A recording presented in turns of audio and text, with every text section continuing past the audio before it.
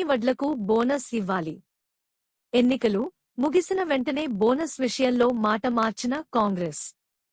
వనపర్తి జిల్లా కేంద్రంలోని అంబేద్కర్ చౌరస్తాలో వరి కొనుగోలు మద్దతు ధరపై 500 బోనస్ విషయంలో కాంగ్రెస్ పార్టీ మాట మార్చినందుకు బీఆర్ఎస్ రాష్ట్ర పార్టీ పిలుపు మేరకు జిల్లా పార్టీ అధ్యక్షుడు గట్టు యాదవ్ మాట్లాడుతూ, కాంగ్రెస్ పార్టీ ఇచ్చిన 6 గ్యారంటీలలో మరో గ్యారంటీ ధాన్యం కొనుగోలుపై బోనస్ మాట మార్చినందుకు నిరసనగా రైతులకు మద్దతుగా బీఆర్ఎస్ పార్టీ శ్రేణులు ఉంటారని, రేవంత్ రెడ్డి ఎలక్షన్ కంటే ముందు కేసీఆర్ కన్నా మెరుగైన సేవలు అందిస్తానని రైతులను వంచించి ఇప్పుడు హామీలు అన్నీ ఇవ్వకుండా దేవుడి మీద ఓట్లు కేసీఆర్ మీద తిట్లు చేస్తూ తెలంగాణలో 50 లక్షల ఎకరాల వరి ధాన్యం పంట వేశారని, దాదాపు 40 లక్షల ఎకరాలు నీళ్లు లేక ఎండిపోయిందని, ఇప్పటికే రైతులకు రుణ మాఫీ, రైతు బంధు, రైతు బీమా వంటి పథకాలు ఇవ్వకుండా ఎన్నికలకు ముందు ధాన్యంపై క్వింటాలుకు 500 బోనస్ ఇస్తామని ఇప్పుడు మోసం చేస్తున్నారని అన్నారు.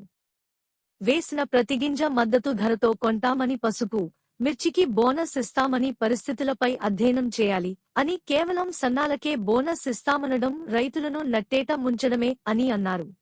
ఈ సంగతి గత 6 నెలల కింద అధికారంలో రాకముందు తెలంగాణలో కేసీఆర్ కన్నా నేనే మెరుగైన సేవలు చేస్తా రైతాంగానికి.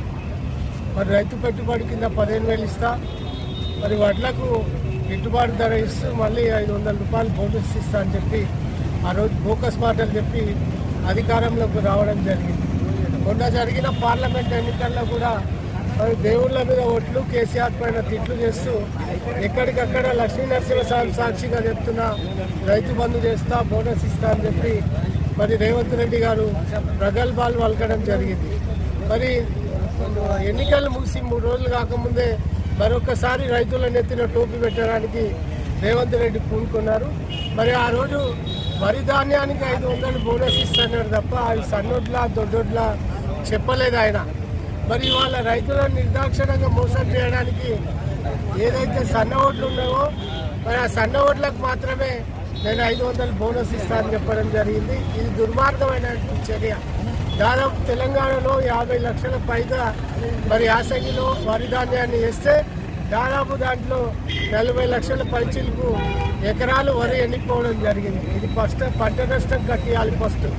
ఫస్ట్ వన్ రైతాంగానికి ఎక్కడైతే వరి ధాన్యం ఎండిపోయిందో మరి ఎండిన రైతులకు తప్పకుండా మరి పరిహారం చెల్లించాలి. దాంతోపాటు మరి ఉన్నటువంటి వడ్లను ఎవరైనా సన్నోడ్లైనా సరే, దొడ్డోడ్లైనా సరే, ఏ రైతు అయినా వరి ధాన్యం పండించిన ప్రతి రైతు కూడా 500 బోనస్ ఇవ్వాలని రేవంత్ రెడ్డి సర్కార్ను డిమాండ్ చేస్తూ ఇవాళ బీఆర్ఎస్ పార్టీ రాష్ట్ర వ్యాప్తంగా నిరసన కార్యక్రమాలు చేపట్టడం జరిగింది.